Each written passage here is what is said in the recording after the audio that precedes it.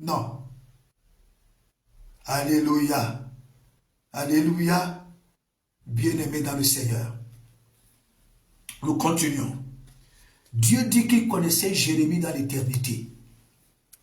Ne te sous-estime pas. Ne te sous-estime pas. Donc, comme tu es là, tu te regardes. Tu dis que ah, c'est mon père qui est parti avec ma mère. Après, je suis né. Non. Tu existais déjà dans l'éternité. Ton père et ta mère ne connaissaient même pas que tu existais. Toi-même, tu ne connaissais pas que tu existais.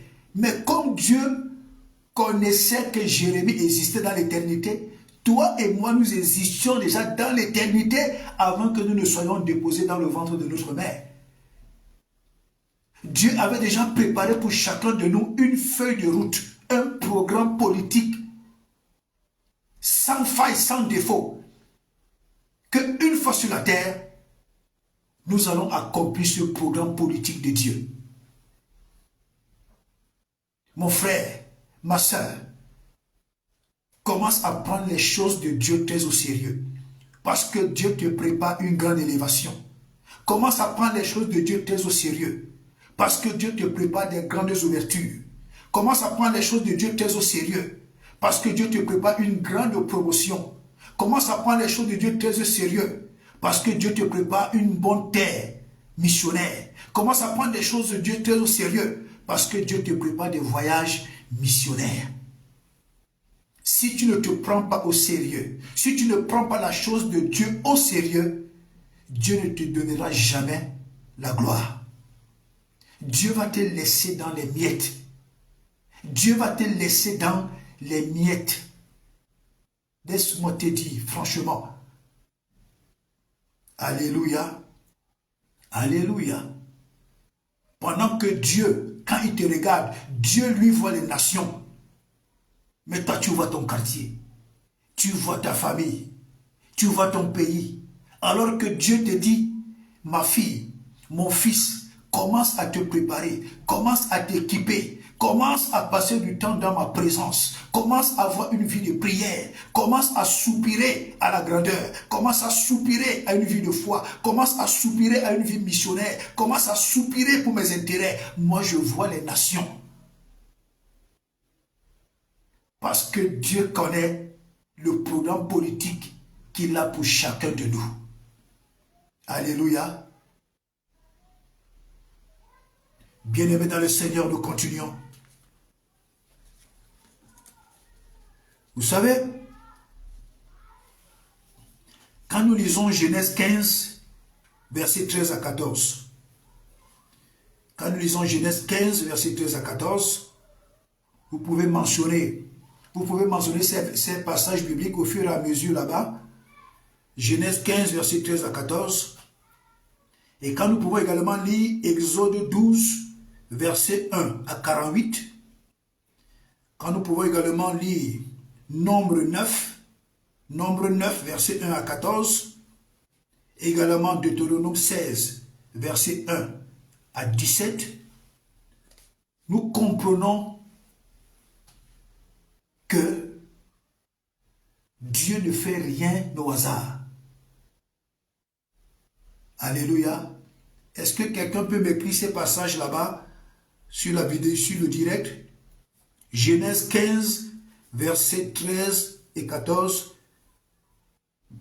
Exode 12, versets 1 à 48. Nombre 9, versets 1 à 14. Deutéronome 16, versets 1 à 17.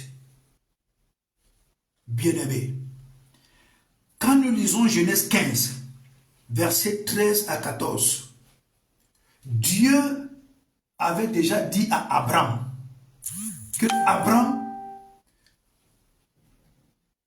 je vais susciter au travers de toi un peuple. Mais ce peuple ira en captivité pendant 430 ans dans un pays dont Dieu parlait déjà de l'Égypte. Mais moi, Dieu, je n'envoie pas mon peuple en captivité pour rien. C'est parce que j'ai envie de juger ce peuple-là. C'est parce que j'ai envie de juger ce pays-là. C'est parce que j'ai envie de juger tous les dieux de ce pays. C'est la raison pour laquelle j'envoie mon peuple en captivité en Égypte. Et Dieu dit dans le verset 14 que quand tu vas juger ce pays de grand pharaon, il fera sortir son peuple avec des grands biens. Bien-aimé dans le Seigneur, j'aimerais te dire également qu'à chaque épreuve, à chaque difficulté, à chaque épreuve, à chaque difficulté, sache qu'à la sortie de chaque épreuve, à la sortie de chaque difficulté, il y a toujours une récompense de Dieu. Toujours.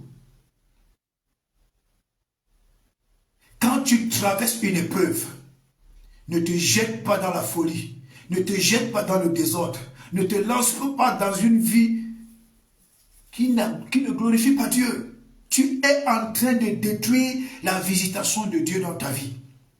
Quand il y a une épreuve que tu traverses, il y a une difficulté que tu traverses, reste toujours connecté à Dieu.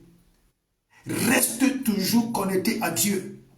Avec tes larmes, avec tes soupirs, avec tes lamentations, avec tes inquiétudes, reste connecté à Dieu en prière. Parce qu'à la fin de chaque épreuve, il y a toujours quoi? Il y a toujours une récompense. Alléluia.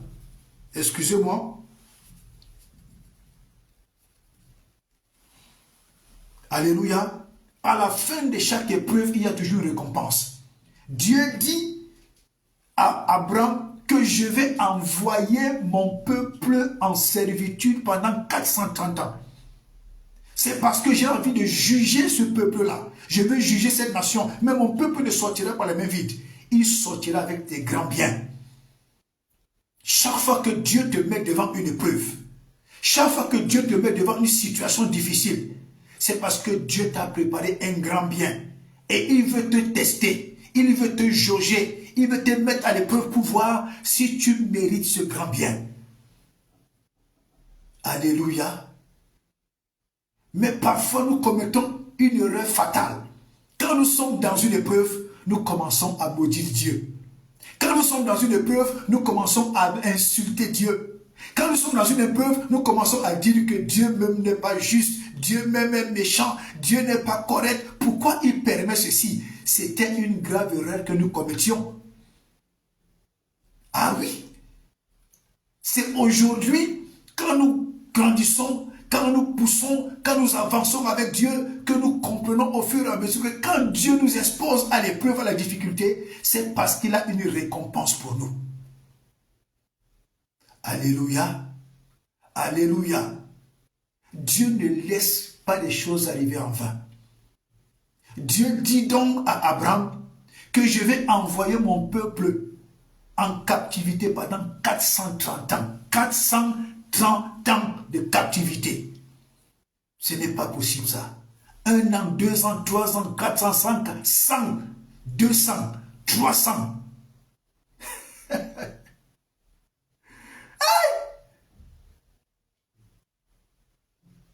430 ans de servitude. Mon Dieu, des générations sont mortes dans ce pays. Des générations ont péri dans ce pays. Des générations ont été torturées. Des générations ont été tuées. Des générations ont été maltraitées. Des générations ont été écrasées. Des générations ont été chiffonnées. Des générations ont été livrées en sacrifice dans ce pays pendant 430 ans.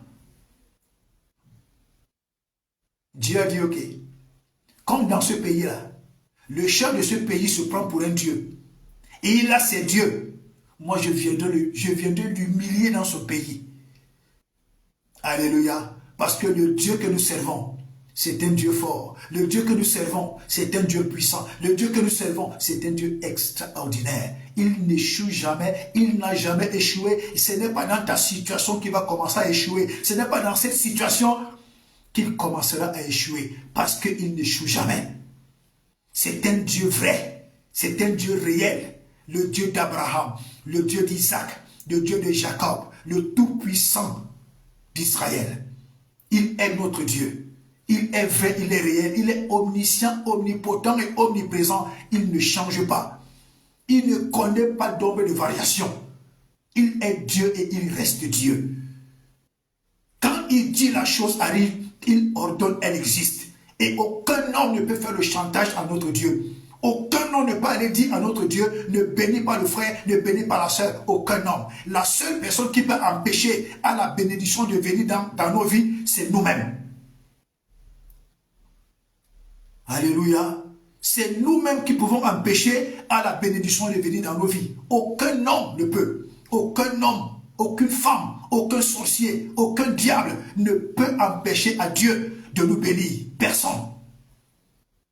Tout ce que Dieu regarde, tout ce que Dieu attend de nous, c'est la fidélité, l'obéissance, le respect, la mise en pratique de sa parole, une vie de prière, de méditation, s'intéresser à ces choses, s'intéresser à ses projets, s'intéresser à ses affaires, s'intéresser à tout ce qui glorifie Dieu. C'est tout ce que Dieu attend de nous. Le reste là, quelle qu'en soit la taille de ces démons, Dieu va le broyer. Quelle qu'en soit la taille de ces géants, Dieu va le broyer. Quelle qu'en soit la taille de cette maladie, Dieu va la broyer. Quelle qu'en soit la taille de ces kystes, de ces fibromes, Dieu va les broyer. Quelle qu'en soit la taille de l'opposant, Dieu va le broyer. Alléluia. Bien-aimé, notre Dieu est fidèle. Il n'a jamais échoué et il n'échouera jamais. Restons patients. Soyons patients. Quand Dieu laisse quelque chose arriver, c'est parce qu'il veut te récompenser. Il veut voir ta persévérance. Il veut voir ta ténacité. Il veut voir ta fidélité. Il veut voir si tu mérites cette élévation. C'est pourquoi Dieu nous permet toujours que nous passons dans une épreuve. Il a éprouvé son peuple pendant 430 ans. Donc ceux qui sont restés et qui sont sortis, ils n'ont pas su ce que les autres ont enduré. Alléluia. Ils n'ont pas su ce que les autres ont enduré. Alléluia.